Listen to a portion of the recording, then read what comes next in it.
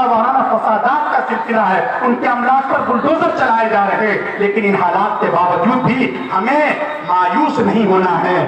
یہ فرقہ پرست طاقتیں یہ چاہتی ہیں، ان کا پہلا ایم یہ ہے کہ کسی طرح مسلمانوں کے حوصلوں کو پست کر دیا جائے، یہ اس پوزیشن میں نہ رہیں کہ کوئی ڈیسیژن لے سکیں، کوئی فیصلہ لے سکیں۔ لیکن ایسے موقع پر ہمیں بڑی اہمیت کے ساتھ، بڑی حکمت کے ساتھ اور بڑے حوصلوں کے ساتھ کھڑا رہنے کی ضرورت ہے۔ حالات ہمیشہ ایک جیسے نہیں رہتے، حالات میں تبدیلی آتی ہے، اور یہ فطرت کے کچھ اپنے نظام ہیں، اس کے مطابق ہمیں اپنے آپ کو بھی سدھارنا ہے۔ ہمارے اندر دین پر عمل کا بے پناہ جذبہ ہونا چاہیے۔ اللہ پاک نے ہمیں جو آزاد ہندوستان کے آزاد فضائیں دی ہیں، تو ہم سب سے پہلے اللہ کے غلام ہیں، اللہ کے محکوم ہیں۔ ہم اللہ کے علاوہ کسی بھی منش کی اور کسی بھی سنستھا کی اور کسی بھی طاقت کی اور پاور کی ہم غلامی قبول نہیں کر سکتے، لیکن ہمیں